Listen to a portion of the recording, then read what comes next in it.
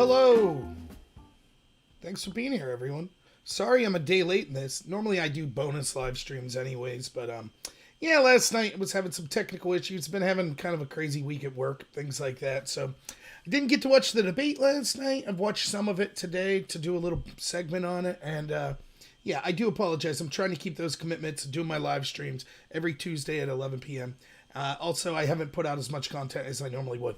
But I feel that I'm kind of like the James Brown of the content providing community. Not only do I legitimately work 80 plus hours a week, but I'm putting out tons of material. I don't know anyone that does 2-hour live streams. And particularly does 2-hour live streams on a day like today where I really have nothing to talk about. But don't worry, I always have something to talk about, so it won't be a problem. But thank you everyone for being here. So before I get started, I want to just let you know just a couple little update things. If you check out the description if you're watching on D Live or YouTube. First, if you're on either of those platforms, if you could follow me on the other, I'd really appreciate it. The beauty of YouTube is that I can actually put regular videos that aren't live streams on there. I can't do that with D Live. The beauty of D Live is they don't censor me. So, so I'm trying to work on both platforms. So yeah, if you can follow me on either of those. But if you check out the description on those platforms, and I think on Facebook as well, you'll see that I now have a podcast format. So I'm on a website called Podbean. It's just Normal America at Podbean.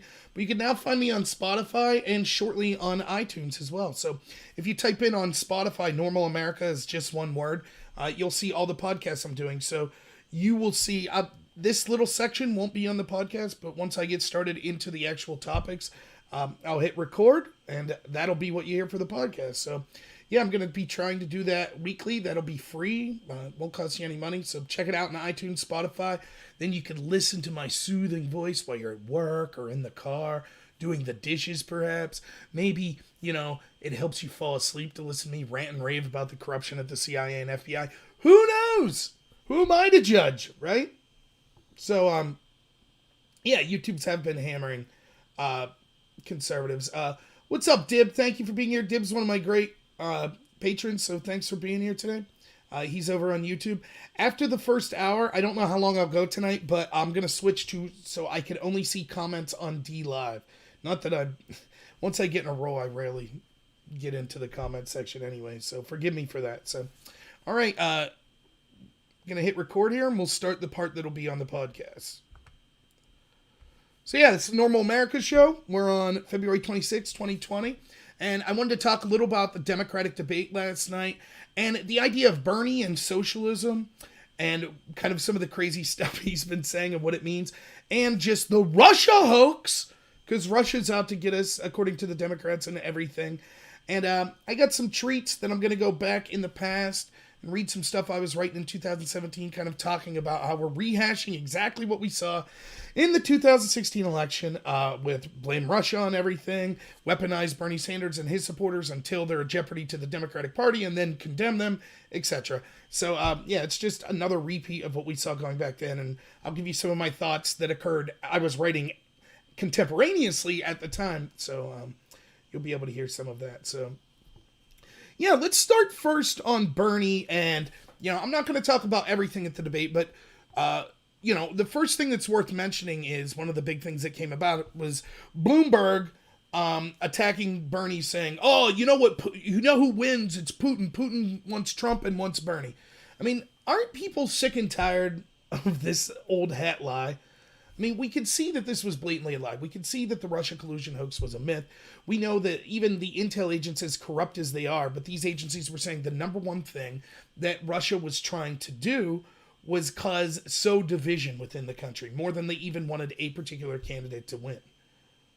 Now, who sowed division using Kremlin propaganda more than the mainstream media and the establishment Democratic Party? The number one, I say this all the time on the show, so sounds like I'm repeating myself, because I am. But you don't get this message. The Republicans aren't out there on the offense talking about this enough. The number one example of Kremlin disinformation affecting our system and causing division in this country was the Kremlin-sourced information in the Steele dossier.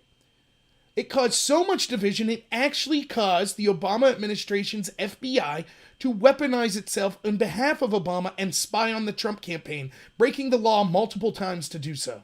In addition, Reuters polls show that even after the Mueller report, upwards of 40 to 50% of Democratic voters, registered Democratic voters, still think Trump's a stooge of Putin. That's millions of people that believed the lies that we know are lies. The Democrats' own guy that they wanted Mueller said they were lies, as did the IG Horowitz.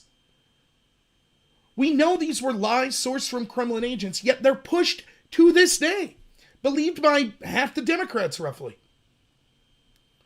Now, can you think, what other Russian disinformation? Was it the Pokemon Go?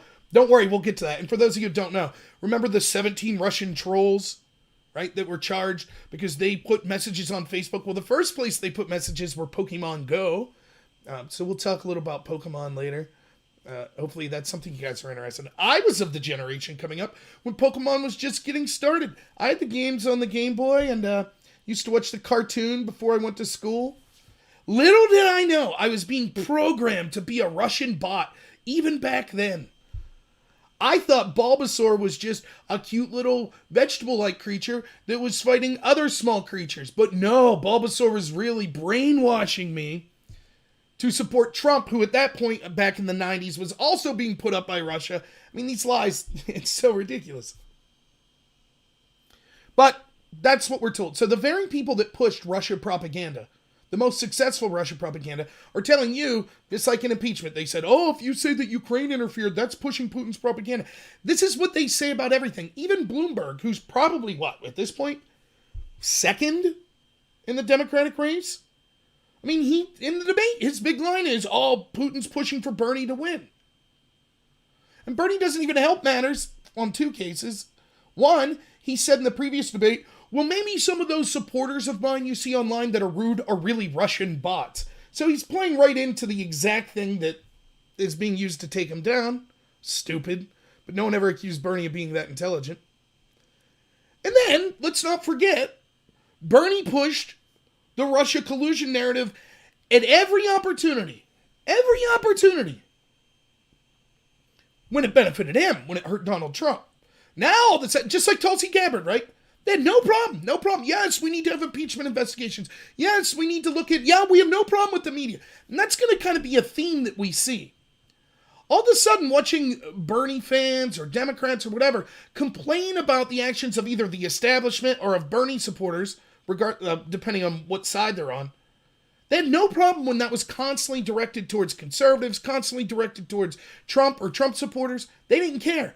They didn't care when Bernie supporters were out there going into Trump rallies, attacking people. They didn't care when they're being nuisance, banging on doors, shouting in bullhorns, doing everything they want in order to disrupt Trump or conservative rallies. Didn't care at all. But as soon as it affects them, oh, can you believe these Bernie supporters, how terrible they're acting? That's how you know they're disingenuous.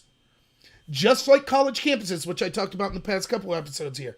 The administrators were more than happy to encourage the mobs that kept conservatives out of their circle. But as soon as those mobs turn on the administration and turn on other Democrats, oh, now all of a sudden it's a huge problem. How about either you just don't encourage mobs? How about that? No? Similarly, if you're a Bernie supporter, hopefully you're not into the mob stuff, but there are probably reasonable Bernie supporters. I know a couple. You're now outraged because the establishment, the media, the Democratic Party, the heads of it, they're coming out and doing everything they can to smear Bernie. And they're going to try to cheat him again. I told you so. I told you. I'll prove it. I'll bring up some articles here I wrote earlier. For those of you just listening on podcasts, don't worry. I'll read what I said. I won't just show them. Yeah, of course, Bernie's just looking for another lake house, right? So, it just, like, this attack, it's just old hat. I'm not going to spend more time on it. It's, if you still believe this, you're a dupe. I did a video just last week. It's a 6-minute video. Check it out on my YouTube channel. Just talking about how insane this is. Now, some of the other things that I think are worth talking about that I saw at the debate was, it was just a mess, stylistically. And again, I didn't watch the whole thing. I watched highlights. But it's just them screaming over each other. And it's just terrible. The moderators lost control, but, who would have expected that?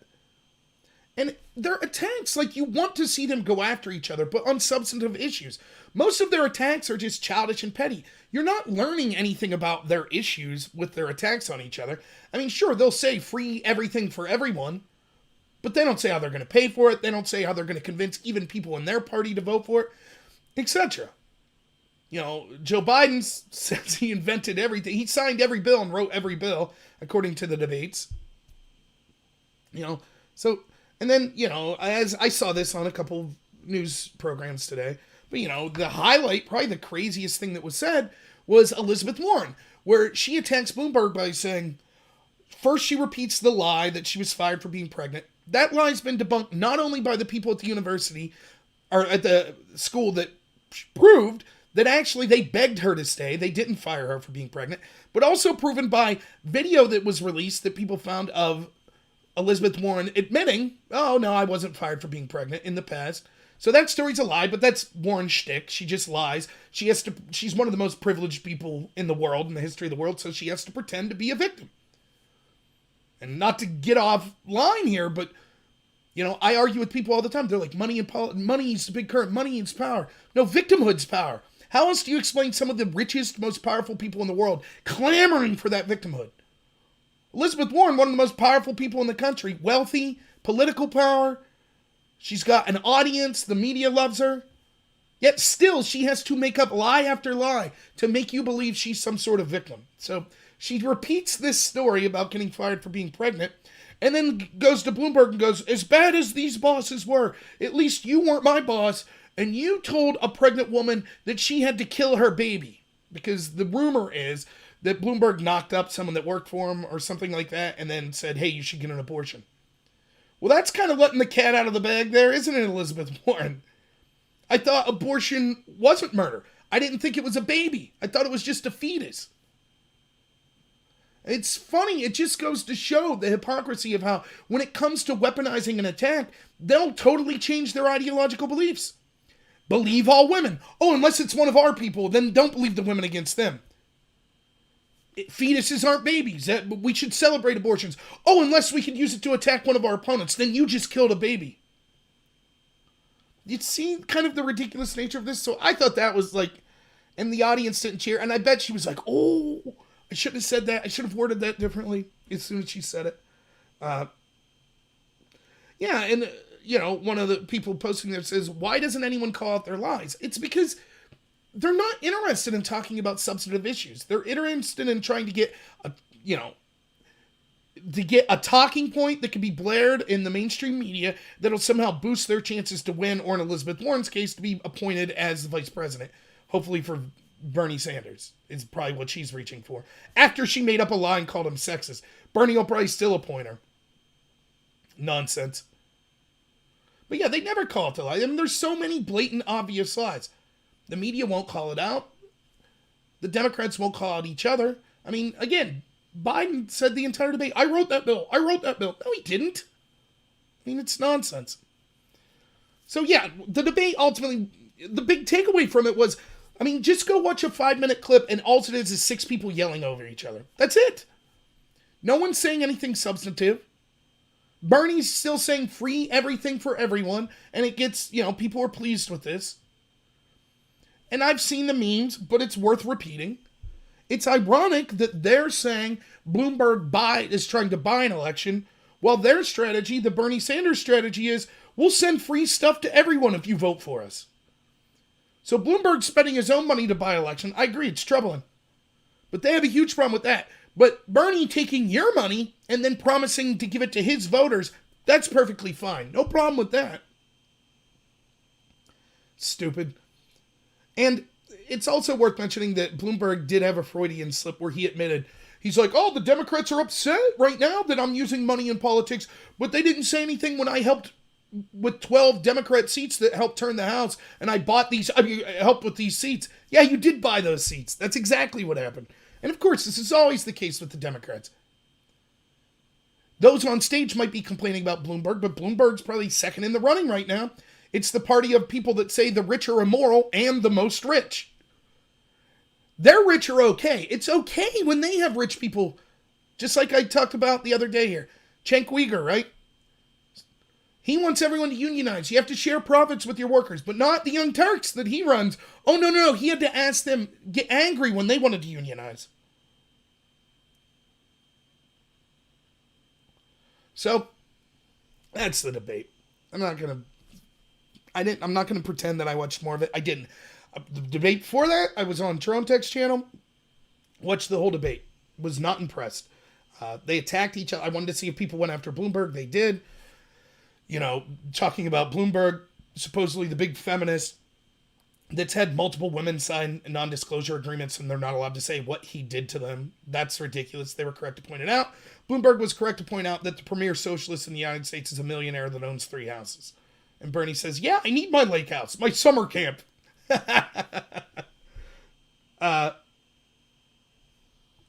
So I wanted to talk about Bernie's praise of Fidel Castro that we've seen going on and on again. So there's several things to say about this. Now, let me just say on a surface level, I don't have a problem personally. I think it's bad politics. It's strategically stupid, but I don't morally have a problem with people citing factual evidence. I wouldn't have a problem with someone saying Mussolini had the trains running on time. Okay. Now, we should look at it in a greater context. Why? Well, because he was shooting people that were hampering it. But, okay, if you think it's important to talk about the trains running on time in fascist Italy, so be it. If you think under communist Castro and the atrocities that occurred under him, if you think, Bernie, that it's worth talking about the literacy rates there because it's a truthful statement, fair enough. I don't have a problem with that in face value.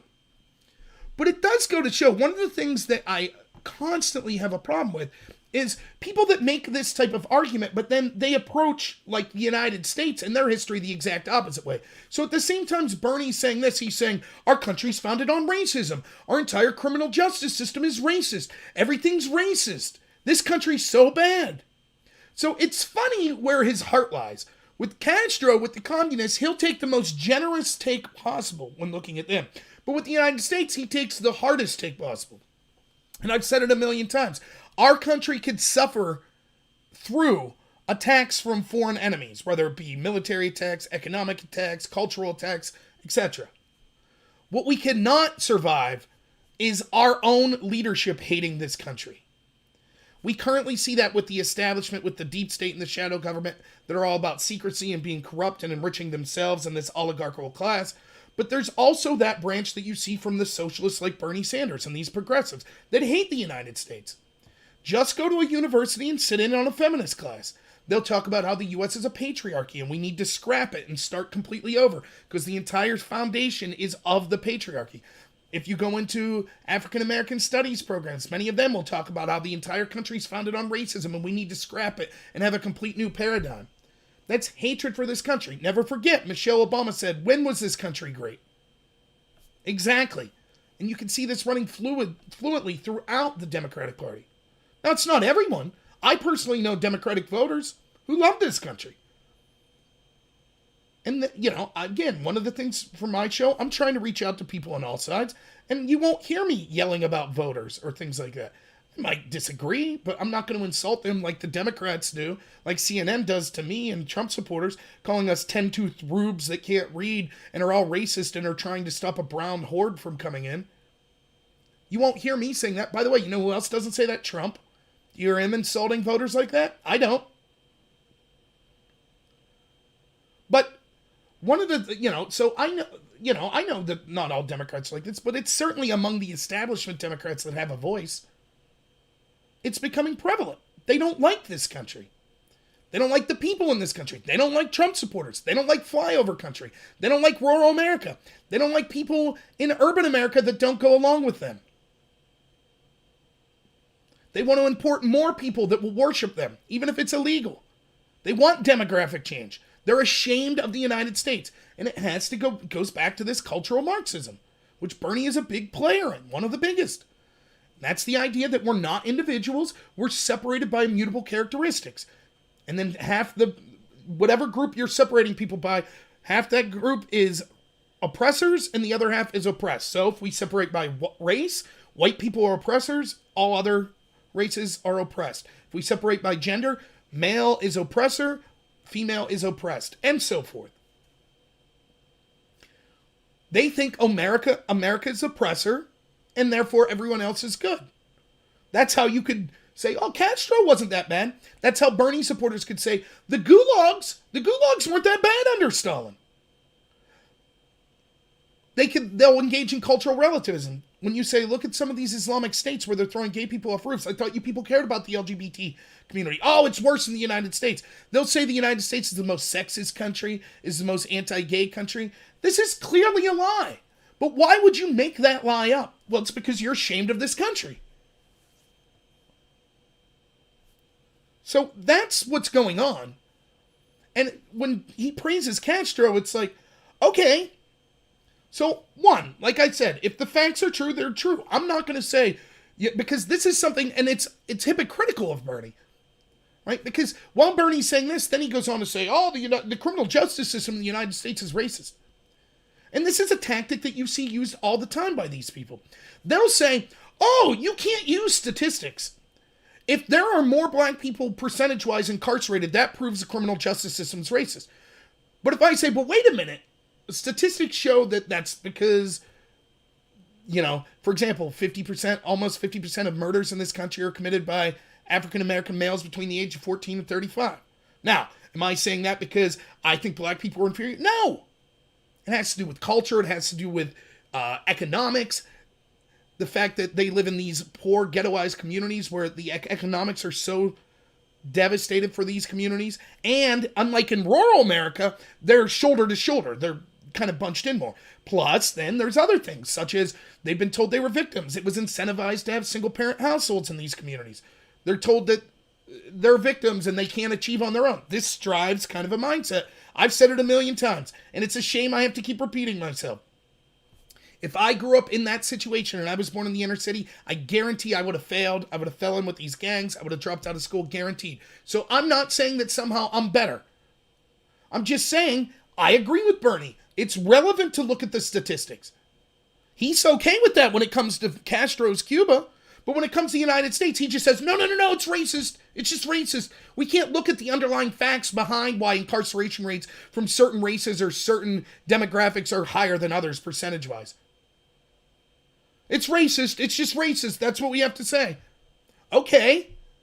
Then why can we look at literacy statistics when it comes to Cuba? Why is it okay for Bernie and people to say, actually, if you look at the statistics, illegal immigrants commit less crimes than actual U.S. citizens? That's a lie, by the way, but it's okay for them to look at the statistics then. That's all I want. That's a recurring theme you'll see with my show and with me if you get to meet me, right? Just don't be a hypocrite. If you say we can't look at these statistics ever, fine. I disagree. Or you say, yeah, you could look at all those statistics. It's fine. We should be looking at the backgrounds of these statistics.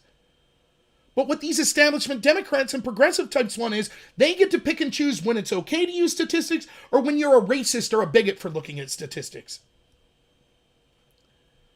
So here we have Bernie. I wonder why the literacy rates coming out of Cuba were so high. Well, if you do a little research, one, it doesn't take a genius to figure out that many of these numbers were coming from Castro's government himself. A government that's willing to line people up against the wall and shoot them for disagreeing with you or sending their criminals to the United States on little dinghies through the ocean, hoping they make it. Is it any surprise that they might fudge the numbers a little? And the numbers, even the best numbers we could find, show that literacy went up 22%. But I was reading the Cato Institute earlier, and it said at the exact same time period from 50 to 2000, literacy in Paraguay that wasn't communist went up 33%. A higher percentage than that under Castro. So what are these numbers supposed to mean? And of course, a communist government's going to try to teach people to read, because how else are you going to see the propaganda being put forth by the communist government? But it's such a weird thing. It would be like saying, well, actually, under Nazis, the quality of fabric in Germany went through the roof. The fabric was great. There's plenty of things you could say. There were medical advancements made under the Nazis. But no one's saying, yes, I'm kind of defending Nazis because of their medical advancements. It's a moot point. It's true, but it's irrelevant. Bernie is constantly praising, right? Remember he praised Venezuela? He said, oh, that was the way to be under Chavez, when Chavez was there. He's praising Castro. His supporters are praising Stalin. But then he says, oh, no, we want to be like Denmark. Like Denmark. He's called in the past for nationalization of tons of industries. That's not socialism, that's communism. Now he says oh, no, I'm a socialist. Then why are you still praising communist leaders? And have you disavowed your calls for nationalization of industries that you had previously? At what point did you decide that that was a bad idea? And that's the problem that we see with Bernie. He flirts with this kind of radicalism all the time. And then he says, oh, no, it's not me. Well, how many times do you see a pattern before you say, hey, it's time to answer some questions? Now, if Trump even one time came out and said, like, Pol Pot, under Pol Pot, actually, their economy went up. You don't think that that would be a major news cycle? You don't think that Bernie himself would say, wait, what? But Bernie praising Castro just like he was praising Chavez. No big deal. Now, another story that came out, and this is kind of, I'm going to do a video on this, like just a little 2-minute teaser video on this. So it also came out that Bernie, some writings of his when he was in college, he wrote about sexual fantasies, what he perceives as the sexual fantasies of women. And it was a bunch of like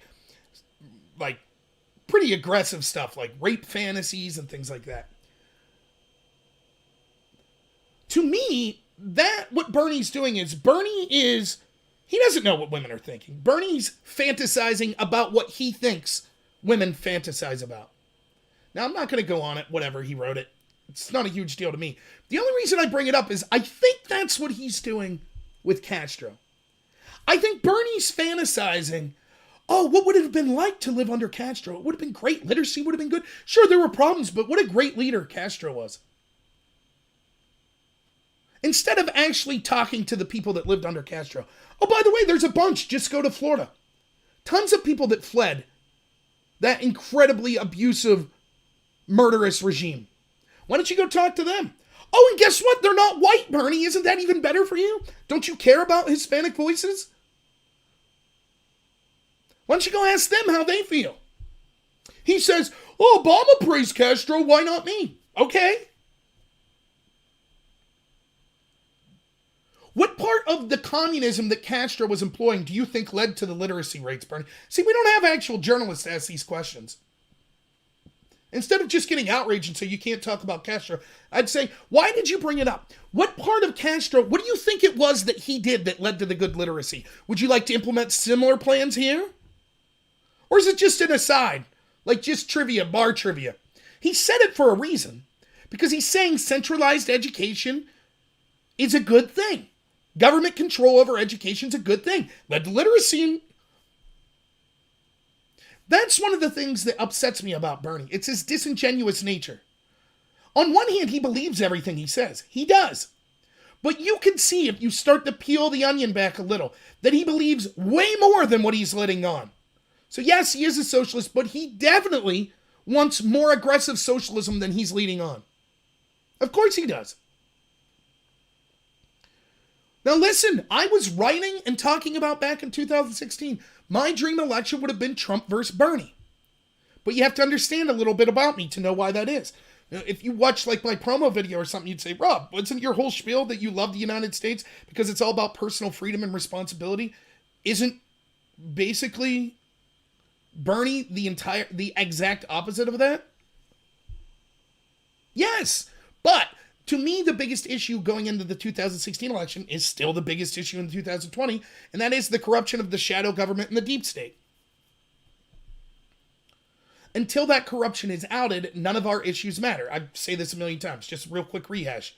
What's your issue? Climate change, pro-life, pro-choice, Second Amendment, free speech, opioid crisis, healthcare, whatever your issue is, if we have corrupt people behind the scenes pulling the strings to attack a president that they don't like, or to stop someone campaigning that they don't like, etc., then none of our issues matter, because your voice doesn't matter. Only the voices of the people really running the show matter. So you better hope they agree with you on whatever your issue is. Or we could get the corruption out and then actually have a voice, as was entailed in the Constitution. But we no longer have a constitutional government when unelected bureaucrats and oligarchs are running the show. So to me, both Trump and Bernie seemed like outsiders. It doesn't matter if they really were. I think the establishment thought they were outsiders. And so that's why they went so aggressively after him. They cheated Bernie in the primary. The establishment Republicans, your McCains, your Flakes of the world, they were like, that's okay, let Trump win. If Trump wins, Hillary will win. Hillary will crush him. And they were wrong. Their hubris is what brought them down.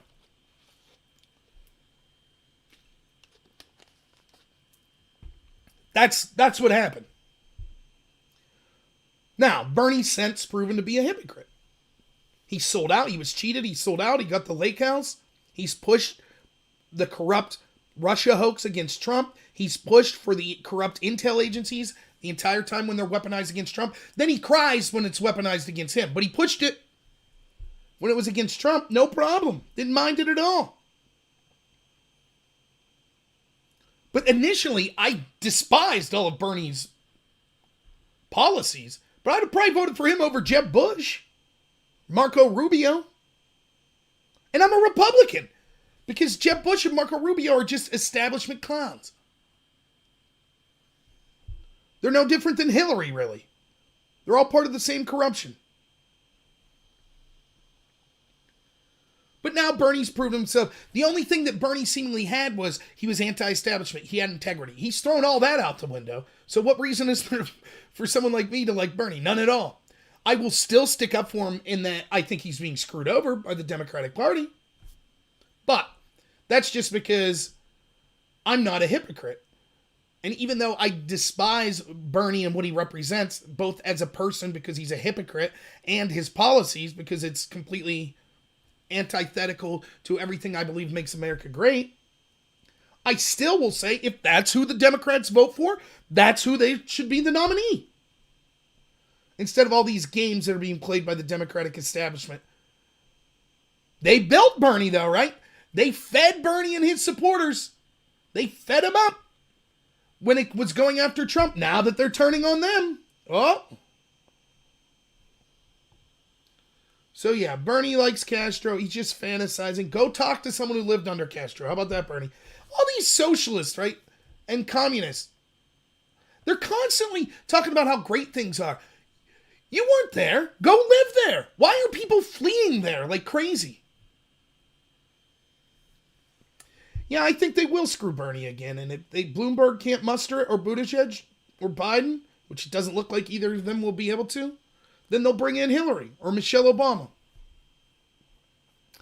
Now, I'm going to bring up some articles, but I'll be, for those of you listening on podcasts, don't worry. I'll read them to you. That's not the article. There we go.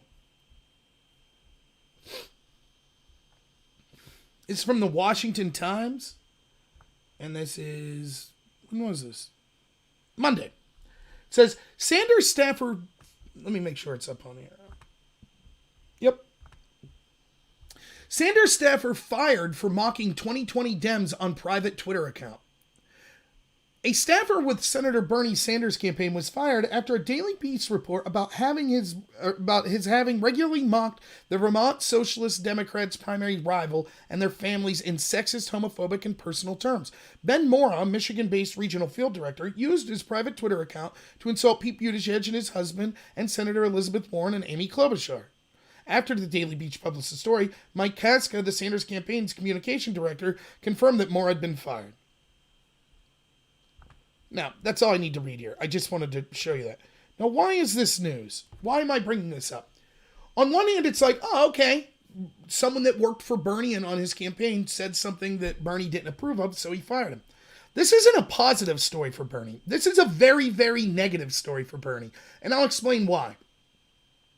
You see, it's just like the State of the Union address. You could sell me at the State of the Union address that the Democrats were all instructed, look, we're not going to applaud for anything Trump did at all. We're not going to applaud for anything. And so when Trump's saying black unemployment's way down, they don't applaud. When he says Hispanic unemployment's way down, they don't applaud. When he talks about how great the economy is doing for women, they don't applaud. When he talks about criminal justice reform, they don't really applaud. But then, some of the stuff he says, and not just saying, hey, here's a great person, he starts saying some stuff like he talks about like women winning congressional seats or something. They start applauding like crazy. What that applause does, when they finally do applaud, that shows, it takes away the defense they had of, we just weren't applauding anything. Once they applaud, what that shows is they're willing to applaud, but only for things they really care about. So, black unemployment, Hispanic unemployment, criminal justice reform, women in the workplace, they don't care about that. Not enough to applaud. Now, if they just wouldn't have applauded at anything, then you could have made the argument, yeah, they cared, they just weren't applauding at anything. It's the same here. Bernie is apparently willing to listen to a news story and fire people that work on his campaign for saying inappropriate things. This was directed at the Democratic Party. Buttigieg, Klobuchar, Warren. Now, we have 5, 6, 7 people that work on Bernie's campaign saying that Bernie's plan for free education for all is to put Trump supporters in re-education camps, that the gulags weren't a bad thing, and that Trump supporters need to go into gulags, that cities will burn if he's not voted, etc. Not only has Bernie not fired those people, he hasn't even commented on it. Now, when I talk to Bernie supporters, they say, look, Bernie's not interested in attack pieces going after the people that work for him. He'll leave his campaign sorted out. He's not going to go on every innuendo or rumor that's said about his staffers. Oh, unless it attacks the Democrats, then he'll jump right in and fire them. So you can't say mean things about Buttigieg, but you can say you want to lock every Trump supporter up in a re-education camp. You can still work there. That's no problem. Bernie's not even going to comment on that. Now, Bernie's been asked repeatedly, even at the debates, what about the violence of your supporters? Of course, the Democrats are only asking because they're worried about that violence being directed at them. They were perfectly fine when extremism and violence was brought on the other side. I literally saw Keith Ellison, who was former the second in command of the DNC and now is an attorney general in Minnesota, I believe. Democrat attorney general in Minnesota.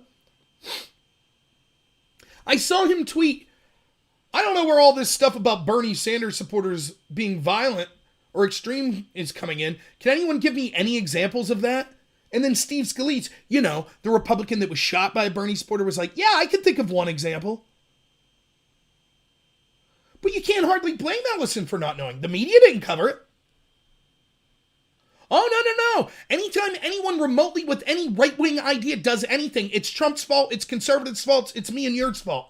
But when someone says, I'm a Bernie supporter and I'm shooting Congress people, the story just dissipates. No one remembers. I'll guarantee if a Bernie supporter would start shooting Democrats, all of a sudden it would be a big deal. They'd go after Bernie. You need to condemn your supporters.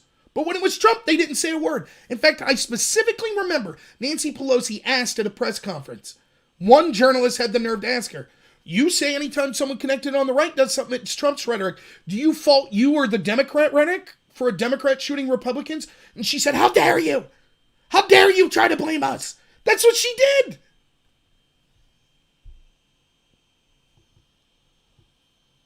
So, it's just further examples of how the insanity of what's going on in the double standard. Now, I got more, so I didn't have a lot to talk about tonight, so I said, let's go back to the well. I used to write in this website, Above Top Secret.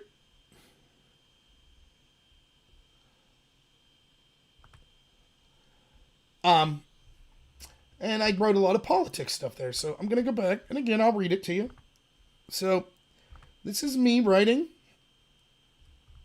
and the date on this is June 15th, 2017. I said Bernie's a hypocrite. He blamed the right-wing rhetoric and Gifford shooting. Oh, Bernie, Bernie, Bernie. At one point, I liked this guy. Even though I hated his policies, he seemed like a genuine guy. And then you start to look closer, and it turns out he's just another politician that will be a hypocrite when it suits him. Again, this is June 15th, 2017. Like how he complains about how the rich don't pay their fair share, but he is incredibly wealthy and actually paid less taxes than Trump and most other politicians. But this threat has to do with his response to the tragedy that led to Representative Scalise being shot by a Bernie campaign worker. Here was Bernie's statement. This is a quote from Bernie Sanders. I've just been informed that the alleged shooter at the Republican baseball practice is someone who apparently volunteered on my presidential campaign, Sanders said. I'm sickened by this despicable act. Let me be as clear as I could be. Violence of any kind is unacceptable in our society, and I condemn this action in the strongest possible terms. Real change can only come about through nonviolent action, and anything else runs against our most deeply held American values. My hopes and prayers are that the Representative Scalise, congressional staff, and the Capitol Police officers who are wounded make a quick and full recovery. I also want to thank the Capitol Police for their heroic actions. Sounds reasonable. This is a man that wouldn't seek to politicize a tragedy. This is what a real politician should look like. He seems genuine. He says all this violence is despicable. He condemns it. Oh, wait, what's that? Bernie's response when Representative Gifford shot was the complete opposite. Here's Bernie Sanders again. And for those who don't know, Gifford was a Democrat who was shot. Quote, this horrendous act of violence is not some kind of strange aberration for this area where it appears threats and acts of violence are part of the political climate.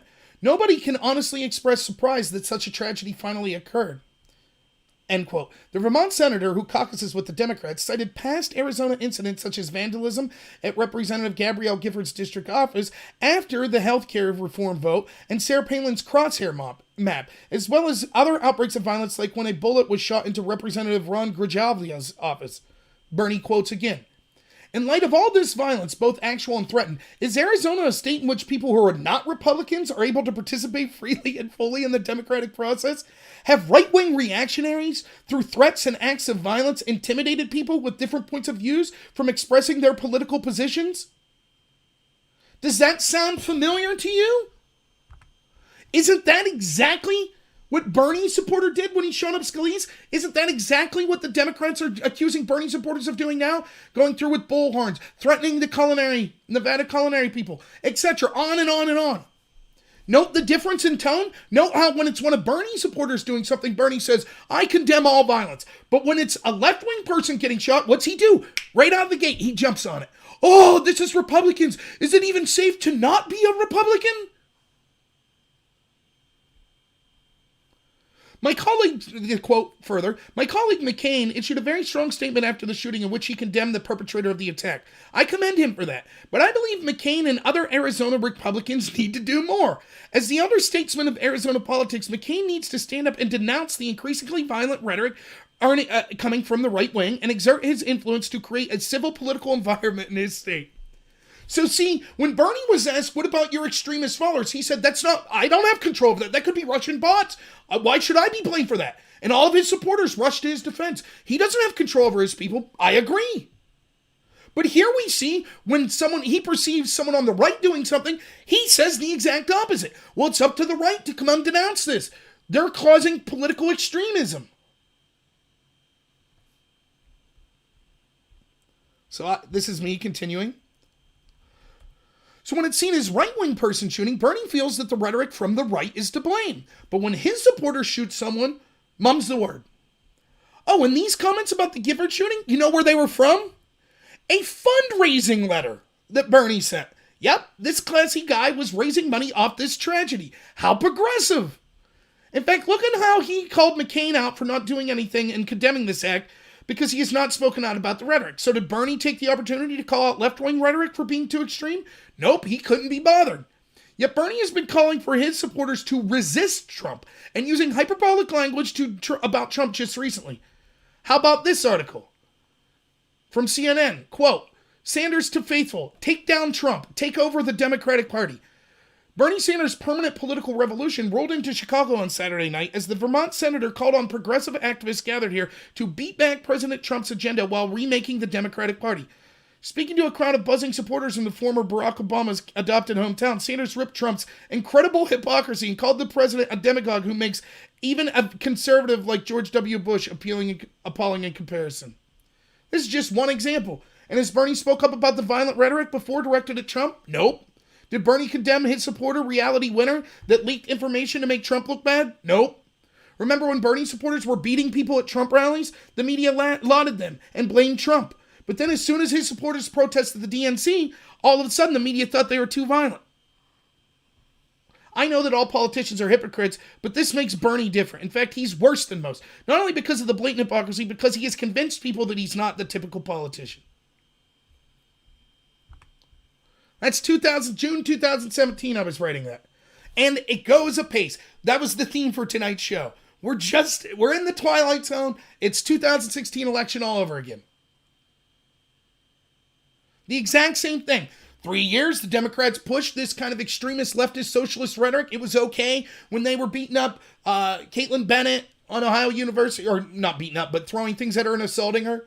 It was okay when they were doing all their violent stuff, when they were, rioting when Trump won. All that was okay. It's okay when they're going to Trump rallies and screaming and harassing people. It's okay when they won't leave Ted Cruz have a meal and Maxine Waters is saying, don't leave them eat peacefully. It's okay when people like Vox Day were saying throw milkshakes on Republicans so they can't be out in public. And all these radical progressives and socialists listen to that. That was all okay. But the moment it turns on the establishment Democratic Party, now all of a sudden you have people like James Carville, Democratic Strategy, saying, oh, this is terrible. You have people like, Cuomo. Oh, is it good that Bernie supporters? Of course. Who would have thought encouraging the mob, encouraging violent extremism when it was directed at your opponents? Who would have thought that it wouldn't be acceptable when it happened to you? Now, here's another thing I wrote. This is July 27th, 2016. So the previous was, what? June 2017. Here's way back, July 2016. This is me writing. DNC's 180 on Bernie supporters. July 2016. See if any of this sounds familiar. Let me get a drink. Remember when Bernie supporters were hailed as great people by the DNC? People that were youthful and energized, that showed how diverse the Democrats were. What's even more, when they decided to protest Trump, they were celebrated by the DNC. They were good people that were infuriated by Trump's divisiveness. Even when they got violent, the Dems blamed Trump, saying his rhetoric was responsible for the violence. Now fast forward to today. All the Bernie fans that are angry at how the DNC treated their candidate and how the VP pick went against everything they believe and how they have been so far treated in the DNC how bad they've been treated by the DNC, in the words of Sarah Silverman, are ridiculous. Sarah Silverman said at the DNC convention that the Bernie supporters there that were furious, they were ridiculous. They just needed to be quiet. That's the Hollywood elite for you. They're all high and mighty and hip and cool with the college crowd and the Bernie supporters until they cheat them out of the election, and then those supporters say, hey, this isn't fair. Then Sarah Silverman says, stop being ridiculous. Shut up. I link a bunch of articles showing how they've been turned against. Now the media and the DNC are calling these supporters childish and disruptive. They're now being painted as a ridiculous group that is not living in the real world. Yet where were these claims when they were disrupting Trump rallies and even sometimes engaging in violence? It seems as long as Bernie supporters were useful to the DNC, they were great informed patriots that were emblematic of the energy and diversity of the Democratic movement. Now that their usefulness has run out, they're just childish and ridiculous. I hope everyone remembers this the next time the DNC tries to claim to be the party of the minority voices and diversity. They're with these groups as long as they toe the party line. Any deviation from it, and these groups are just another group of enemies to be conquered. Hate to say I told you so, Bernie supporters, and I know I have some Bernie supporters sometimes that maybe watch. I warned you. I told you this would happen again. 2016, I called it. Exactly what happened. I've been saying since then. It's just going to repeat. If you think they're going to leave Bernie win without trying to cheat him, you got another thing coming. So we saw Bernie will call out his supporter if they make fun of a Democrat. If one of his campaign workers says, though, put Trump supporters in re-education camps, he has no time. Well, that's fine. They can say that. Did you hear the Democrat media coming out when the Project Veritas videos came out? No, they didn't say anything. But as soon as Bernie supporters started to question the establishment Democrats, now it's a big story. And this is how you know, well, you already knew, but these people are full of crap. They don't care about divisiveness, they encourage it. Let's see what other goodies I have for you.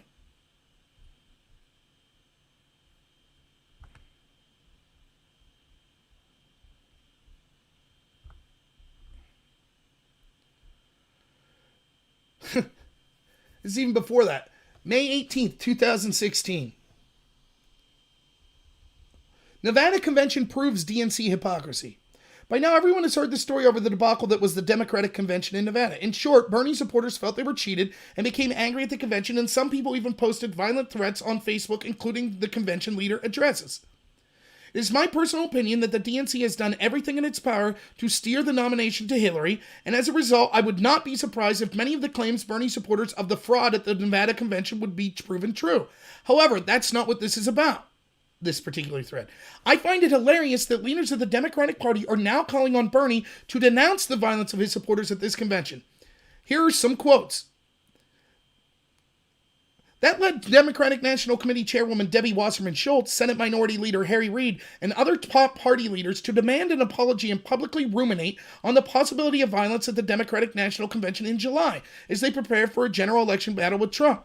In an interview with CNN, Wasserman Schultz said that the statement wasn't enough. I was deeply disturbed, she said. The senator's response was anything but acceptable. It certainly did not condemn his supporters for acting violently or engaging in intimidation tactics, and instead added more fuel to the fire.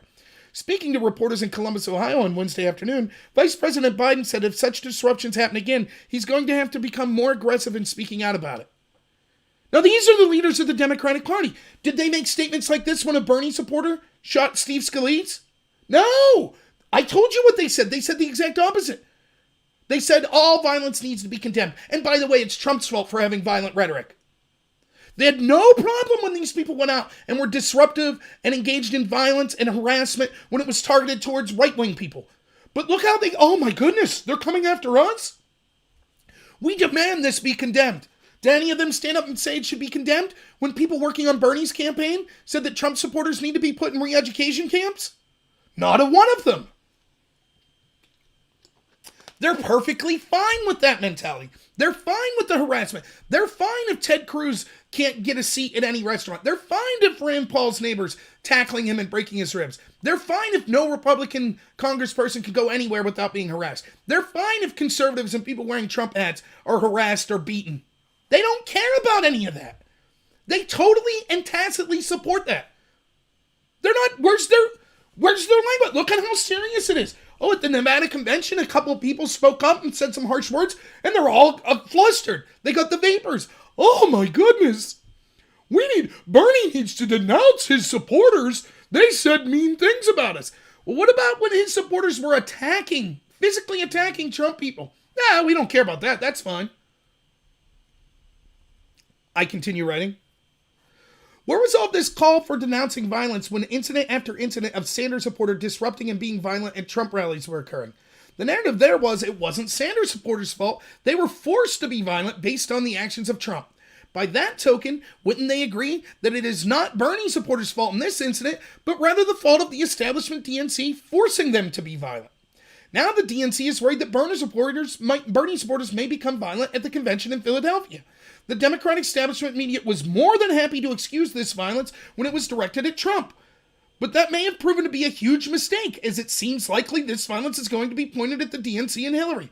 Now, all of a sudden, these noble Bernie supporters have gone from great people justified in fighting for their rights to violent dissidents. The hypocrisy is astounding. That's what I'm talking about when we're reliving this stuff. Now, there's two sides to this story. If you're someone sympathetic to Bernie, you could say, oh, so you had no problem when we engaged in the exact same tactics we're using now against the establishment DNC when it was against Trump or the conservatives. You had no problem then. So clearly that shows that our tactics are justified.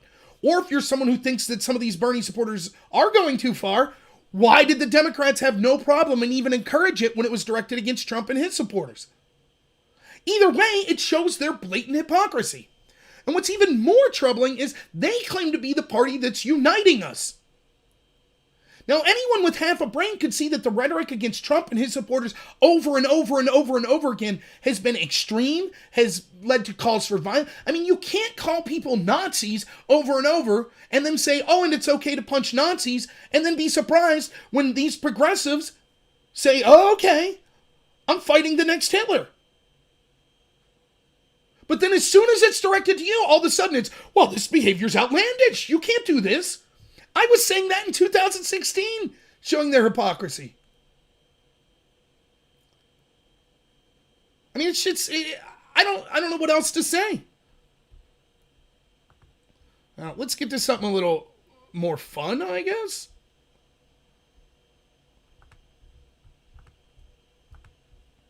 My attempt at some sort of humor here.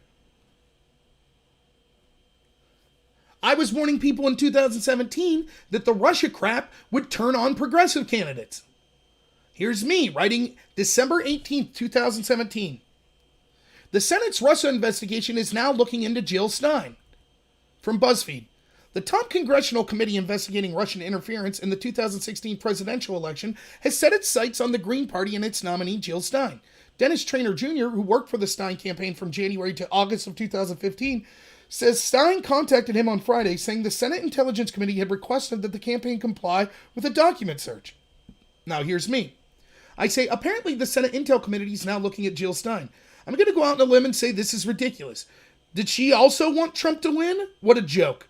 Now this isn't a Mueller article, a Mueller thing. It's the Senate Intel Committee. And in fact, their chair cited in the article is a Republican. So is this the new norm? Getting everyone who ran documents and grill them about contacts with Russia? It's becoming more ridiculous every day. And then I say, to me, the big danger of this Russia hysteria is that it could be used against any outsider. And now we're starting to see that. So for all the progressives that cheered on the deep state smearing of Trump with Russia, now the stage has been set to go after real progressives like Jill Stein. Can't have people like Trump, Bernie, or Stein upset the apple cart. Now, the establishment apple cart now, can we? 2017, I was telling people, now, am I some genius? No, anyone with half a brain could see it. You don't see what this is? Again, this is something that I really strive to do on this channel. I know that there are people on the left or people that are Democrats that are great people. They don't want this corruption either. You have to understand how effective the propaganda machine from the deep state is. It's incredible. I say it all the time. They control the narrative. They control the mainstream media. They control the entertainment industry. They control academia. They control Silicon Valley. All my videos are demonetized at the point that I put them up. I get buried under a sea of crap. They don't promote my videos. I lose subscribers every day. And I'm just one little guy. It's hard to see through this unless you're really actively searching. So yes, there is an I told you so in there, but also there is, we need to work together to fight this corruption.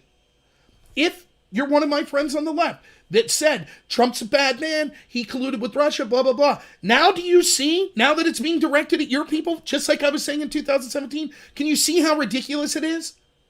When CNN goes along with Elizabeth Warren's garbage story that Bernie said a woman couldn't win the presidency, are you starting to see how corrupt the media is? Now, are you starting to question when all the media told you Trump's a racist, Trump's a sexist, Trump's a homophobe, all of his supporters are racist, blah, blah, blah, blah. Are you seeing how, if they could lie about your candidate and about you, are you seeing how they could lie about us? That's why we need to come together. That's why you can't go along with this corruption at the intel agencies. Russia. Everything's Russia. So here's something I wrote. We'll see if I get the audio working on this, I hope. I have to put my headphones on briefly.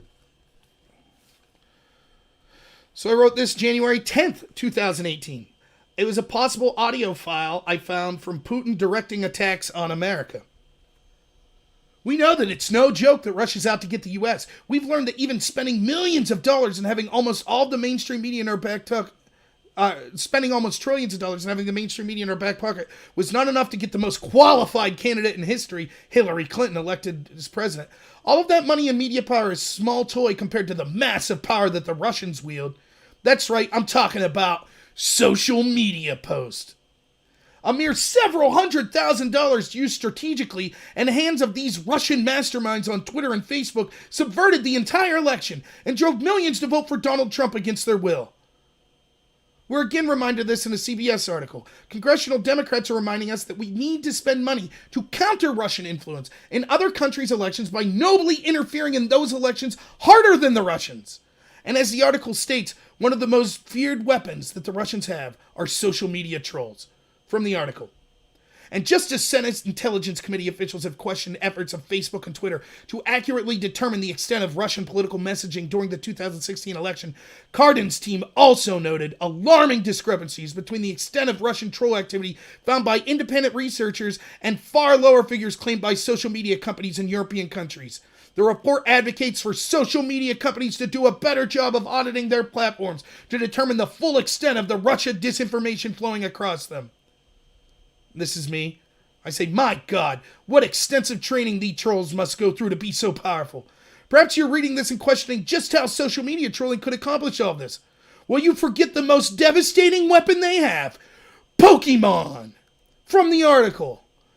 The Do Not Shoot.us website in turn links to a Tumblr account.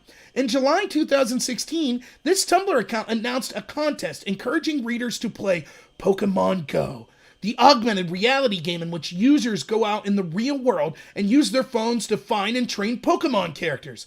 Specifically, the Don't Shoot Us contest directed readers to go find and train Pokemon near locations where alleged incidents of police brutality had taken place. By the way, brief aside, the sarcasm aside, you see, that's one of the big ways the Russian interfered with us, by promoting Black Lives Matter. That was somehow them trying to help Trump. You get it? Does that make sense? Because when you think Black Lives Matter, you think Trump supporters, right? Do you see how stupid this was from the get-go? But I digress. Back to my sarcasm. From the article, users were instructed to give their Pokemon names corresponding with those of the victims. A post promoting the contest showed a Pokemon named Eric Garner for the African-American man who died after being put in a chokehold by the New York Police Department. Thank goodness CNN and other hard-hitting mainstream news outlets risked their lives to give us this hard-hitting story. It had to almost be as dangerous as getting the infamous 2 scoops of ice cream story about Trump. It is in this backdrop that I stumbled on something so disturbing that it made my hair stand on end. A possible secret message from Putin himself directing his army of deadly Pokemon to attack this country. I warn you, brace yourself before you hear what I'm about to play. Are you all ready for this? Get ready. This is exclusive audio I found, possibly of Vladimir Putin, directing interference in the 2016 and 2020 election using his army of Pokemon. Are we ready?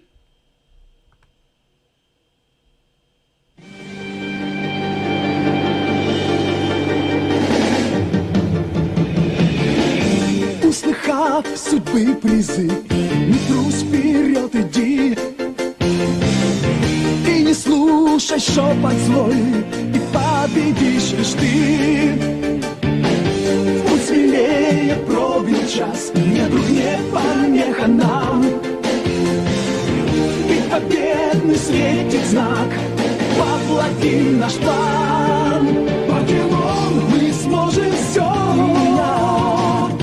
Я знаю, судьба моя. Покемон, о, мой лучший друг. Нас узнают все вокруг. Покемон, мы сможем все. Бой зовет, не бойся, иди вперед. Смело бой, друзья, с тобой. Покемон, всех их соберем, всех их соберем.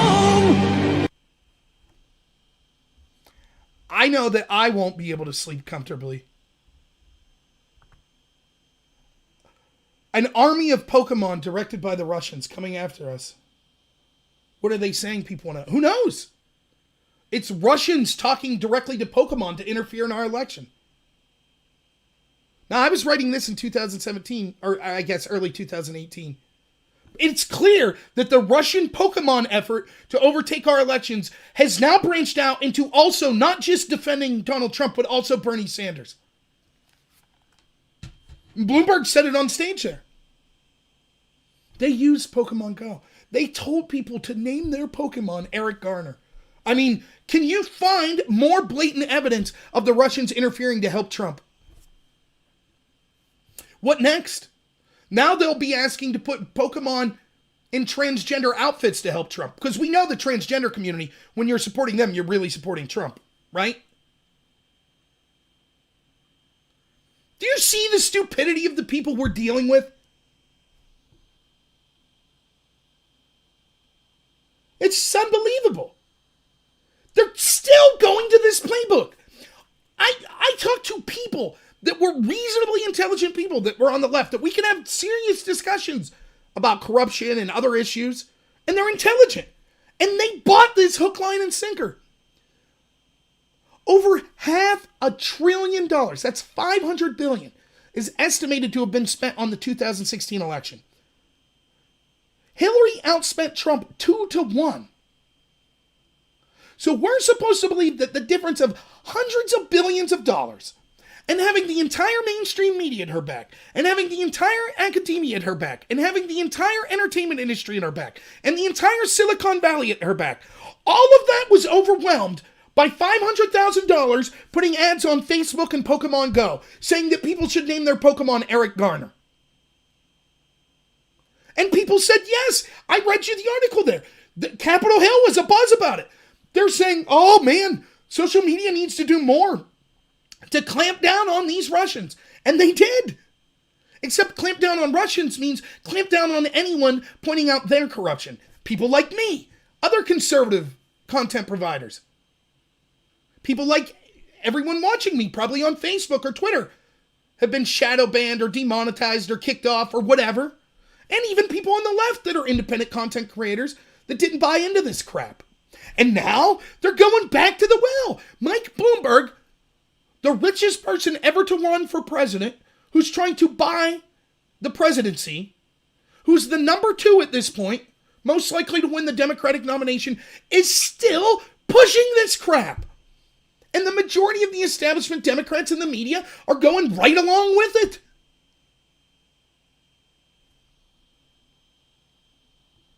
When are we going to stop talking about it and do something? I don't know. Look, it's one of the things you know.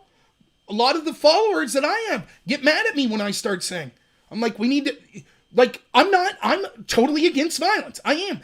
I say it all the time. The battle is an information war. Am I smarter than the people that we've elected as Republican? See, let me go back. And I know I say this a lot, but listen. This is important. We look and we say, and I had someone, post this on one of my videos the other day in the comment section. They said, oh, your friends on the left, you always talk about your friends on the left, but they elected people like Nancy Pelosi. And I'm like, so what? My friends on the right elected Mitt Romney. If we're going to cast stones, let's look at ourselves and what we've done. Let's look at the people that supposedly are representing us. What have the Republicans done? What is your congressperson that you voted for? What have they done? They done anything to stop this corruption? They didn't speak up during Trump's impeachment, really? They didn't speak up when we found out that the FBI was incredibly corrupt and spying on Trump? Nope. No one cares. And I bring it up and I have people tell me, trust the plan. It'll all work out. Don't get fired up. Ridiculous. We should be fired up. Now, yes, this was a funny story. I'm joking around with Pokemon Go. Granted. But there's a serious thing beneath this. They're using this as an excuse to censor independent content, to continue to be corrupt, to deny the results of the 2016 election, and to try to corruptly steal the 2020 election. Russia could send out all the Pokemon they want, or any other social media post, or anything more, and they could work with China and Korea and Germany and the UK, all of them, and it would still pale in comparison to the corruption and interference in our election that we get from places like Google, like Facebook, like Twitter, like the mainstream media, like academia. like our FBI, our CIA, pales in comparison to the domestic corrupt interference. But no one wants to talk about that. What can we do? Inform more people. Am I overly smart? I don't think so. I think I'm reasonably smart. Why am I doing a better job of talking to people? I work 80-something hours a week. Literally, I work half the week. I'm poor. I live paycheck to paycheck. I don't have access to information that our representatives don't have. Yet somehow I do a far better job of trying to inform people of this corruption and nonsense than the people we elect. What are they doing? So I'm running for Congress in 2022. I try to tell as many people. I have my own style. I get fired up sometimes. I try to joke around sometimes. Other people have a different style. We might be focused on different areas of the corruption, going in deeper in different areas. We might have a different style. Some people don't want to talk to people that disagree with them. Others, like me, I love talking to people that disagree with me. But do whatever you can to inform people. That's where the battle is. See, right now, you got the establishment corrupt, and they're very powerful. The globalists. They got the shadow government. They got the deep state. They control all the public information, the public narrative. And then you have people like me. Not just me. A bunch of great people. Tons of them. And we have disagreements and stuff on things. That's good. You expect that in any group. But we understand there's corruption, and we're fighting against that corruption. Not with fists, with information. But the vast majority of people aren't in either of those camps. The vast majority of the people don't care, or they're ignorant of what's going on. The establishment, the globalists, they understand the way they win is to keep those people ignorant, to keep the majority of people ignorant and uninformed. We understand that the way we win is to inform those people of the extent of the corruption. Whoever wins that mass of people in that information war wins. That'll decide the outcome of our country. So that's why one of the most important things you could do is share independent content creators. Start your own YouTube channel. Or just talk to people in your real life about this. You don't have to be a jerk. Remember, you're judged by your actions. If you go and you say, you're stupid, you don't know this, no one's going to listen to you. Just be authentic. Be yourself. Treat people like you'd want to be treated. But inform them that this exists. This corruption exists. We could win. I'm not guaranteeing we will. But we can. And this is our best shot. If you could run for Congress, run for Congress. Write your congressperson. Ask them, what have you done? Why is some fat guy, when he gets off work, doing a better job pointing out the corruption to me than you, who's getting paid a very reasonable salary, whose entire job is to be representing the people, the normal Americans? That's why I did this show. That's why I ran for Congress. You know, if you've been with me a while, you heard I ran in a special election in 2019. I got to speak at the convention. I think I took like 9th out of 24 people that ran. And this is what I said in a nutshell at the convention. I've grown up in rural Pennsylvania my whole life. Everyone I know, the people that I think are the backbone of this country, are like blue-collar people that work with their hands, and I suck at everything they do. I go hunting with them. I'm the worst. I go fishing. I'm the worst. I try to help repair a car. I don't know what I'm doing. I get relegated to holding screws and tools. I'm terrible. But I was a good debater, and I was someone who was good at talking and researching this information and relaying it in a way that it's easy for normal people to understand. And so I said, I'm going to run for Congress, not because I'm better than those people, but because the way I know to help those people is to try to give them a voice. And I know I'm probably not going to win that. This is what I told them. Because I was a new face, and everyone at that point that I was running against were establishment politicians. But I told them, I just want to warn you, you establishment politicians, if you continue to ignore normal Americans, we will come for you. We'll come for these positions and we'll run against you. And we're not as stupid as you think we are. I got a standing ovation. But, has anything changed?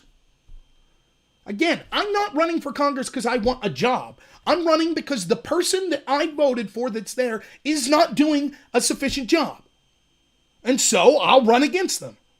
If the person again, I'll be redistricted after 2020 because Pennsylvania is losing a seat. If the person who wins in 2020 does a phenomenal job in my district, then I won't run. That's great. That's all I want. So that's what we could do. And another thing, I didn't plan on getting in this, but what the hey? It's a beauty having your own show. You can be as informal and change subjects as much as you want. I was talking to a friend of mine, who hopefully I'll be doing a video or podcast with here soon. And great political mind, political consultant. He's helping me out. We were talking about what's the best strategy for getting people that are uninformed to become informed. And it's something that there's a lot of debate about on my side. So I'll constantly have people say, Rob, you need to go digger. You got to dig deeper. Talk about the Georgia Guidestones. Talk about, the 1913 creation of the Federal Reserve and the income tax, which I do talk about that stuff sometimes. Talk about Luciferians. Talk about the Rothschilds. Okay? Let me give you an example. So my neighbors, kind of my neighbors, are farmers, welders, and stuff like that. I started talking to them about this stuff, and they had no interest in politics. Shut up. Don't want to talk about politics. We're eating barbecue chicken or something. I was like, dude, don't want to talk about the politics. You hear it all the time. Don't want to hear about religion. Don't want to hear about politics. If I go up to those people and I start saying, they're like, because eventually they know, because I'm polite about it. I don't interject too much, but they'll come up to me and they'll ask me, like a farmer, be like, hey, Rob, what'd you hear about this new, such and such, the lawsuit against Monsanto? How'd that go? Kind of affects their life. So I'd be like, oh, yeah. And I'll start talking to them about it. And they'll be like, yeah, I never really voted, but it seems like Trump's trying to benefit America or something like that, right? Now, if I start off and I'm like, well, let me tell you about corruption. Have you ever heard about the Rothschilds? Do you know what the Council on Foreign Relations and the Trilateral Commission are? You know what Skull and Bones are? They're going to tune out.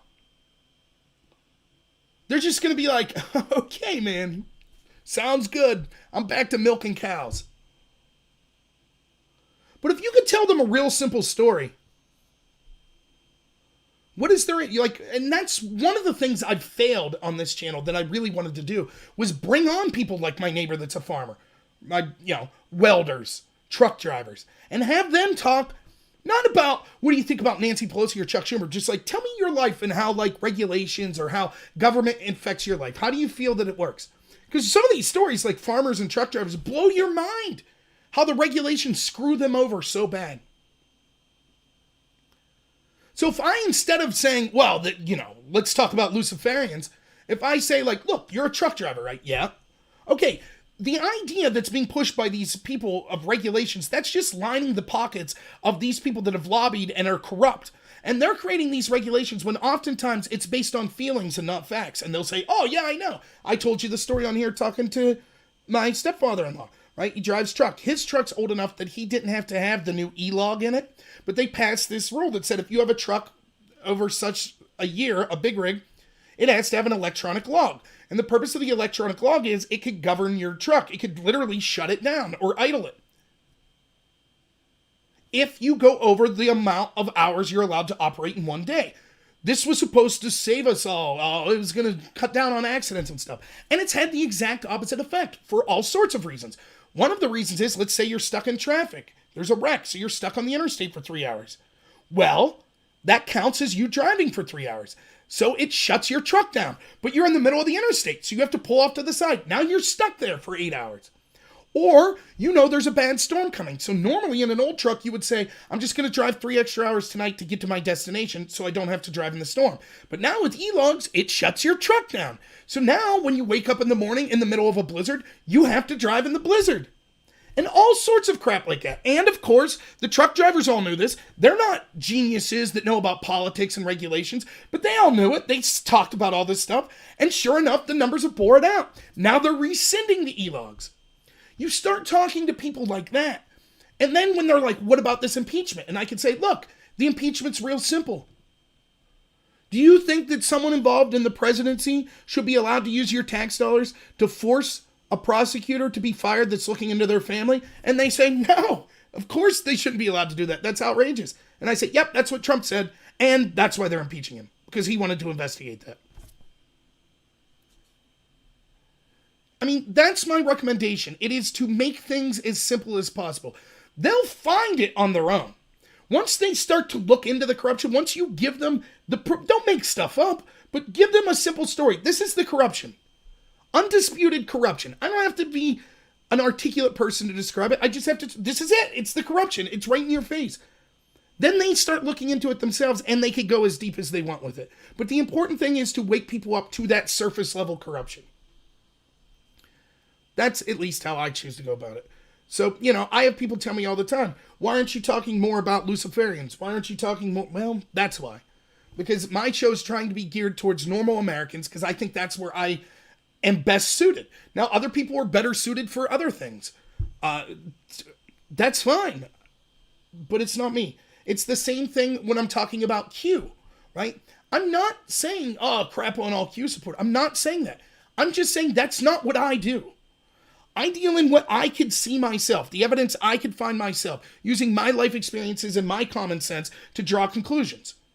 Most of the time I'm talking about corruption, the skill I have that I don't see used often is I'm able to explain that corruption to you in ways that are, what's the word I'm looking for? Undisputed, but that an average person could understand.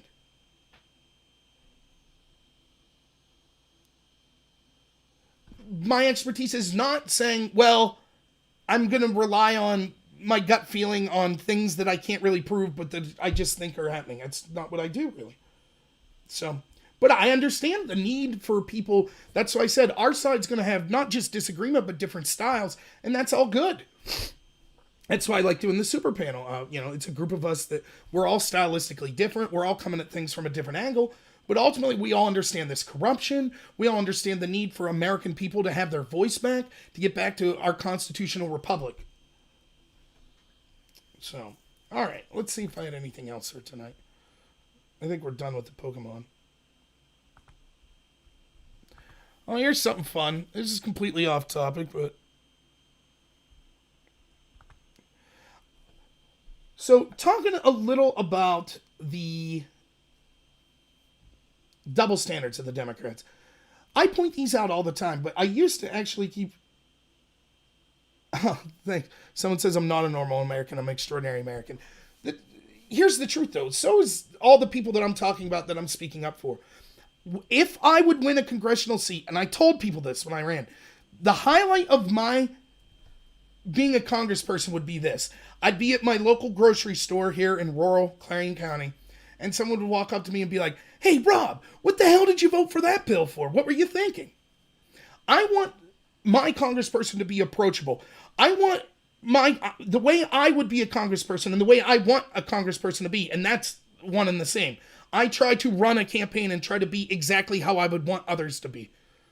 And that is approachable, understanding that their position isn't any more important than the welder, than the truck driver, than the farmer, than the school teacher, etc. The Founding Fathers' idea wasn't that you made a career. That's another reason that I would be, not only would I push legislation for term limits, but I would term limit myself. If that legislation never passed, I would do no more than 3 terms in the House and no more than 2 terms in the Senate, though I don't imagine me ever running for Senate. That's 2 terms in the Senate, that's 12 years, and 3 terms in the House is 6. That's 18 years. That's more than enough. If you don't like it, run for president afterwards. But I would term limit myself. But the idea with the Founding Fathers wasn't to go there, get rich, and get a career. I mean, think about it. Most of them were landowners that had farms, that had businesses at home. It was more like service. I'm not saying going to Congress is like serving in the military. Obviously not. But it's in that vein that it's supposed to be a public service. You're putting your life on hold to go because you think you could be a voice for people in your community temporarily, and then you come back home and you leave someone else be that voice. That was the idea. I'm convinced that not everyone that's corrupt in Washington started that way. Maybe they got into it with good intentions. But once you're there for 20, 30 years, you make little compromise after little compromise. Until after 20 years, you look at yourself in the mirror and you don't recognize yourself. Now you're involved, you've what's the word I'm looking for? You let your integrity slip on this little issue and on this little issue and on this little issue. And those all add up to now all that matters is getting reelected. And so you don't care. Well, some of them just are corrupt. Yeah, and I know other politicians won't vote for term limits. That's why I would term limit myself. Give it up for Ted Cruz, though. He pushed it. But, yeah. That's the idea. Anyways, getting back to this last thing here. So I wrote this in November 16, 2017. And it's just, that day, I just decided I'm going to sit down and I'm going to list all the double standards from the left, from the establishment Democrats, that I could think of that were just on my mind on this day. So I will read them for you. You can follow along if you're watching on video. November 16, 2017. Before I start, let me say that yes, I understand that there are many people on the right that are hypocrites. And yes, I understand full well that not everyone on the left is guilty of the criticisms I'm about to make. That out of the way. This past couple weeks has really driven home just how crazy some on the left can be with their double standards. Although this happens to be on the right too, it seems that there are two things that cause me more ire by when I see what's going on with the left. The first is that more people with power seem to do these things on the left. Yes, we could look at 4chan posters and internet trolls and seeing them doing this from the right, but the sheer amount of celebrities, media people, academics, and politicians that do this on the left is staggering. The second reason is that many of the people on the left smugly claim some sort of moral high ground. It's not just that they think they are right, they think that the people that disagree with them are bad people and immoral. So without further ado, I present you some of the double standards from the left just these past couple weeks that I've been thinking about. First, Roy Moore. Number 1, total media hysteria coupled by establishment politicians from both sides demanding the removal and total denouncing of Roy Moore for allegedly assaulting minors. Meanwhile, a near total silence from these same people about the sitting Democratic senator, in fact, that he's under trial in part for having sex with underage prostitutes. These accusations arose in 2015, yet nary a peep from the media and demanding every Democrat denounce him and demand him drop out. And that's Senator Menendez from New Jersey. So you see, just there. With Roy Moore, the accusation that he did something inappropriate with a child was enough to say, we need a total denouncing of him. If you don't, then you're for pedophilia, blah, blah, blah, blah, blah. Meanwhile, at the exact same time that was going on, Menendez in New Jersey was under a trial because he was accused of hiring underage prostitutes and no outcry at all. Second, even if Moore didn't rape or assault anyone, the fact that he dated 16-year-olds is disgusting. This is what the left is saying. Even if Moore didn't rape or assault anyone, the fact he dated 16-year-olds is disgusting and reason enough to demand he not be elected and everyone denounce him. And yet, people like Hugh Hefner, Woody Allen, and many others are hailed as great influential people by the same people on the left, despite their glorification of sex with young teenage girls. Number 3, the left says, we must believe the accusers of Moore at all costs. But when it came to Bill Clinton, these same people shamed the accusers and celebrated Bill. Even famous feminist Gloria Steinem came to Bill's defense and downplayed the seriousness of the allegations. Next, Russia collusion. Number 1, the left says, any attempt by the Trump campaign to dig up dirt on Hillary from Russians is collusion that demands investigations and punishment and is a threat to the U.S. But the Democrats paying a group to have a foreign spy get dirt on Trump from Russians is no big deal and warrants no investigation. Number 2, the left says, if anyone from Trump campaign dealt with anyone from a foreign government to get dirt, this is collusion and outrageous. But Democrats getting dirt and Trump's team from the Ukraine is perfectly fine. Number 3, the left says, Russian outlets that were anti-Hillary must be registered and possibly silenced for trying to influence the U.S. election. But sources from other countries like the UK that were heavily anti-Trump are just fine pushing their opinions in the U.S. Number 4, the left says, anyone who defends Trump and has said anything that Russian bots have supposedly said is shilling for the Russians, whether intentionally or not, and we should not pay attention to these arguments. But when Russian bots pushed for anti-Trump things or BLM or Black Lives Matter or other left-wing causes, that's no big deal and no reason to reject those groups. Number 5, the left says $100,000 spent by Russians on social media is a huge deal that may have influenced the election. But it's no problem that the majority of the mainstream media was in the bag for Hillary. That had no effect. Furthermore, someone like Soros spending billions and billions of dollars for the left wing is also no problem. Number 6. The left says anything that Trump did that could have possibly caused an unfair election needs to be investigated. But they admitted the Dems' rigging of the primary against Bernie is no big deal. Number 7. The left says it would be outrageous and hurt democracy if Trump doesn't accept the outcome of the election. But it's perfectly acceptable for the Democrats to do that nonstop ever since the election. Remember, I'm writing this in 2017. Number 8.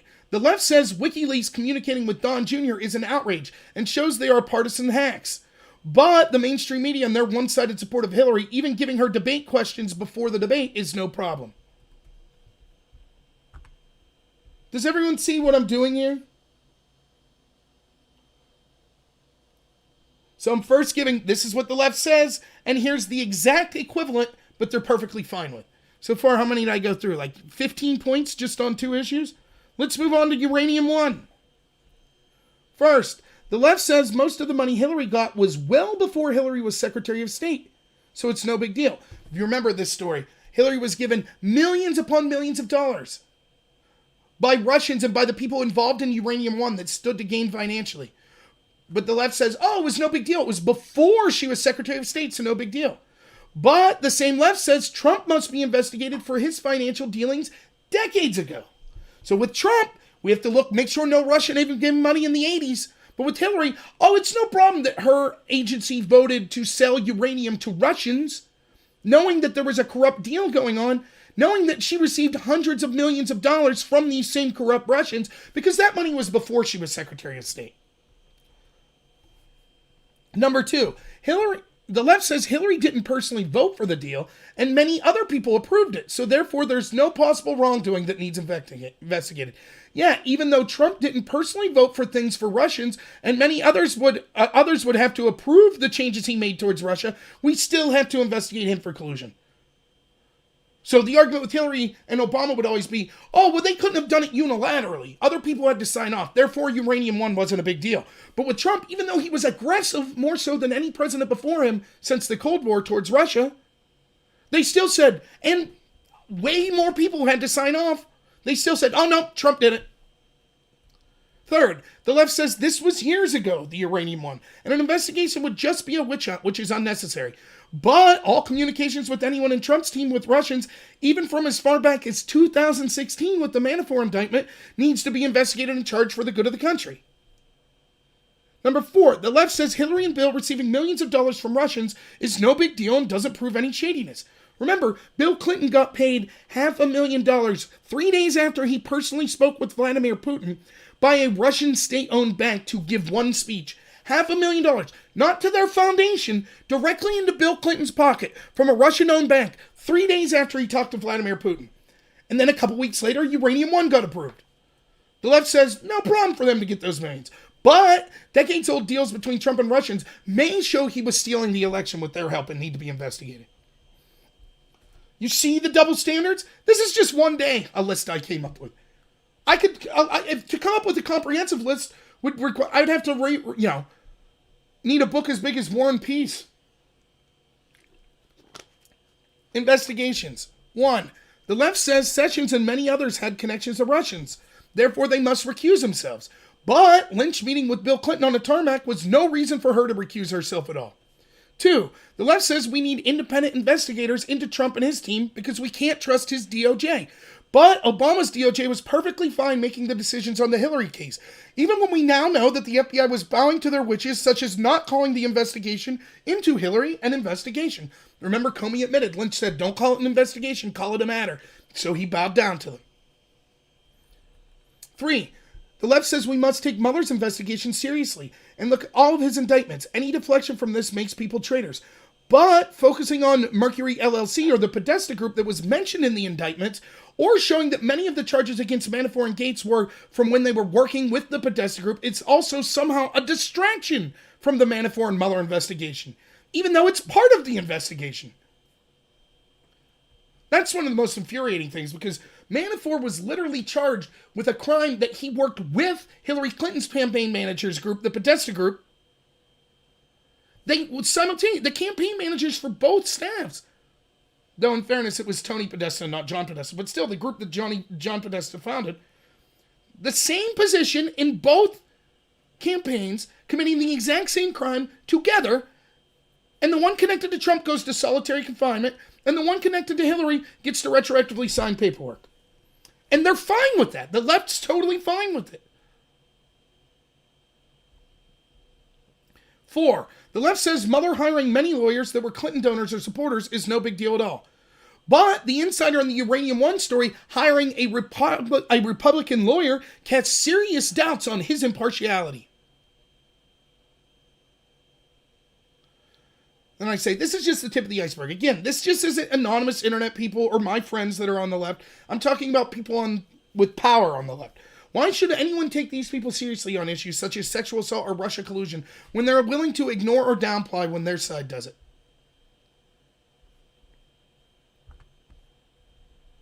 So just a little treat, something I was writing in 2017.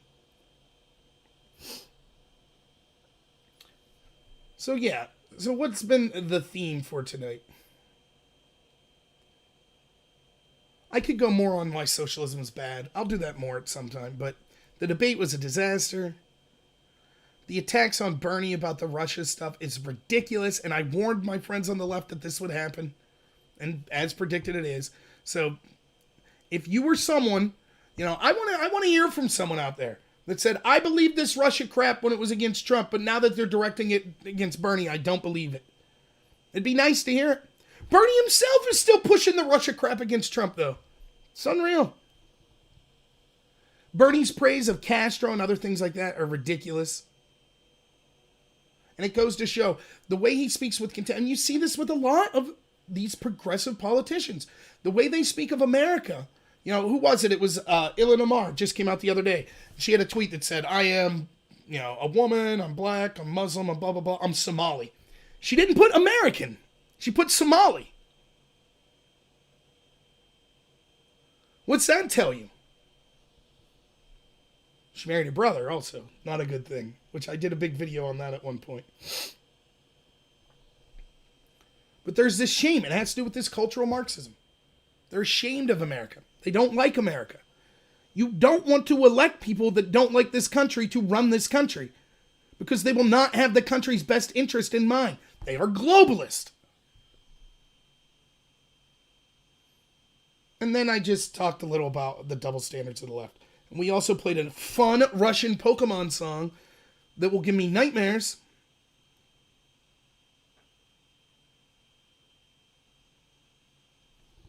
But I try to have a little fun with it.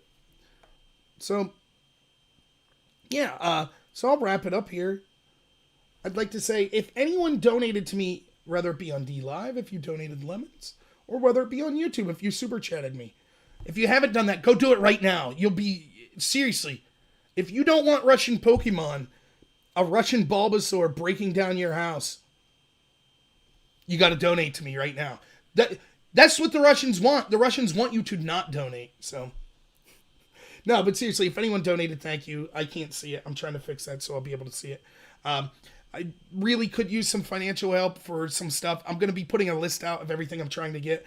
Suffice it to say, I need a new computer. I need a new mic for when I'm mobile live streaming and stuff like that. So, yeah, I appreciate financial help. Other big things is if you're watching me live right now on YouTube, DLive, Facebook, check out my podcast that's in the description. If you're listening to me on podcasts, check out those other platforms. Normal America is where I'm at almost everywhere. Except right now I'm Rob Noor on DLive. Yeah, okay, I could do that. No problem.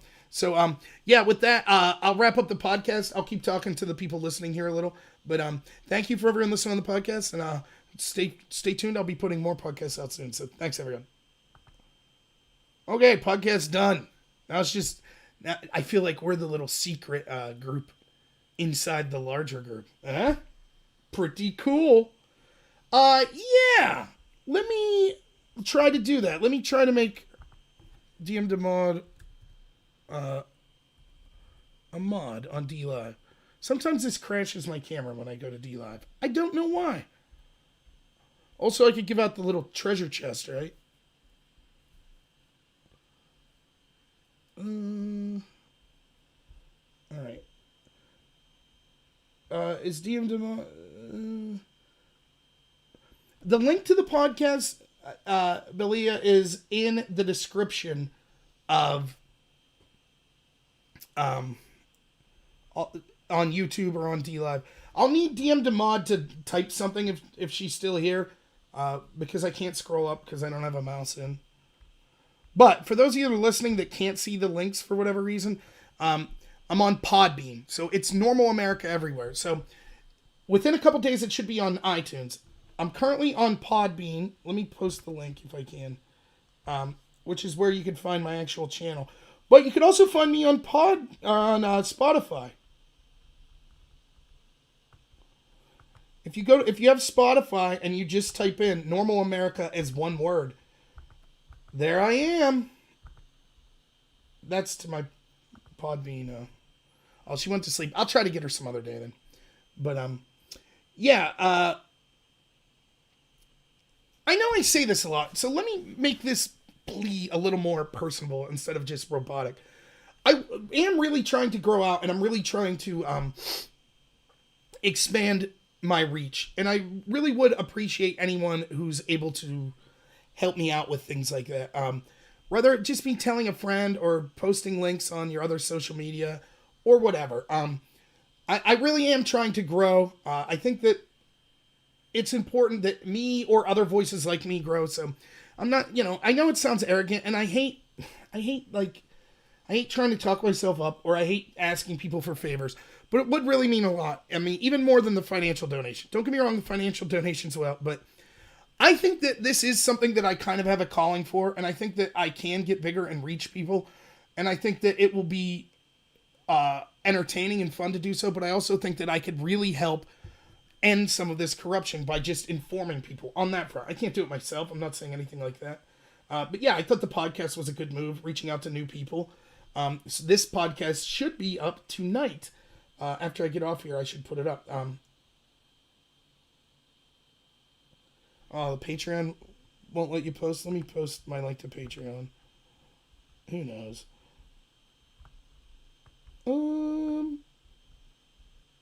But yeah, anything you guys could do to help get my channel out there, I'd really appreciate. I really would. Okay, she's coming back in. Good, I'll check. It's tough. It's tough. So I have to give a shout out to people like American Joe. I mean, this time 2 months ago, I had 400 subscribers. So I'm up to 1,600, which is incredible, because to get that 400 subscribers took me a year and a half. Just plugging away. And I try to put out a ton of content. The more support I have, the more reach I have, and the more kind of financial stuff I get coming in, the more I'll be able to do. I mean, I am someone who is literally working. Oh, okay. There you are. Let me, how do I do this? There you go. You should be a moderator now. But I'm really trying. I try to put out a lot of content. And I do apologize, I'm at work right now. It's just my work ends at 11. That's why I do the stream at 11. The nature of my work doing home healthcare, if something comes up, I gotta go. So, if I'm having a difficult week at work, I can't put out the content that I want. And then I get home and I have a family life, and I'm trying to, sometimes it's tough. It's tough to put out content, but I really do try, because I feel like it's important. I do enjoy doing it, but I feel like it's important, and I feel like I have people supporting me now, and I don't want to let people down. So I'm really trying my best. So I guess that's all I'm trying to say. Yeah, John, 500 subs, those were the days. But yeah, so if you can help me in reaching out in any way you could to other people, that'd be fantastic. I'm going to try to start getting more guests on. I've been reaching out to tons of people that are known. I've reached out to Glenn Beck and everyone on his team to possibly be on the Blaze, because I would enjoy doing a podcast on there, or to have some of those people come on. I saw that Doug Ducote had Alan Dershowitz come on. I'd love to talk to Dershowitz. It would have been great. So I'm trying. I really am. And I hope that people, like what I'm doing. I don't know. So yeah, I really do. Thank you, everyone. A couple other things. Let's see. Oh, someone just liked that I'm going live shortly. Unfortunately, I never know when to end these, because I'm always like I had 40 people watching on different platforms, And then it went down to like 26. Okay, that's fine. And I figured people were tired of hearing me. Time to wrap up. But then it bumps up. Now I'm like over 30 again. So I don't know. Am I supposed to... I don't let you down as long as my mouth is moving. It's always moving. That's for sure. So thank you also to everyone like Preacher, my friend, I forget what his name is, 3YD from Hong Kong that was on here the other day, sending me like great articles and links to videos they've done or to articles of like troubling things with the Second Amendment or other things like that. I know I promised Preacher I'd get to reading the entire USMCA because there are some things in it that I don't like. I just haven't had time. And I assure you, it's not that I'm like, I feel like I'm too good for stuff that people are sending me, but I get a lot of it sent, and I'm really trying to triage and get to a lot of that. But my work situation's just been crazy here lately. And then what's even crazier, once I get to the spring, so I work Sunday night straight through. I don't get to leave until Thursday afternoon. Once spring comes, then I have to do a bunch of trainings for my work, which will be Fridays and Saturdays. So that means I'll literally work Sunday, do my regular job till Thursday, Friday, Saturday, do the trainings all day, and then go back to work Sunday. So it's tough to do that and keep putting out the videos. So I'd like to get to a point where maybe I could do something like this more full time. So yeah, you're right, Harmony. It's impossible to keep up with the news cycle. It's so tough. But yeah, you guys are the best. I really do appreciate it. I mean, any help you can give me is much appreciated. Just you guys sitting here listening to me ramble on is much appreciated. So I'm probably going to hit the sack here. What I will say is check out that podcast. I mean, it's just literally going to be the audio. I started a little late. I ended a little early, just to get kind of the meat of what I was talking about. But yeah, check it out. It's on that Podbean site. If you got Spotify, literally just type in Normal America, one word though. For some reason it didn't allow the space. I'll be right there. All my podcasts will be right there. Should be on iTunes as well. And it's free. You don't have to pay for any of it. So yeah, then you could listen to my soothing voice without seeing my beautiful face. So, all right, everyone. Thanks so much. Please like and subscribe if you haven't. Until next time, look for me to be putting videos out tomorrow. Also, Patriot Hour and me are going to be doing a video this weekend, so check it out. All right.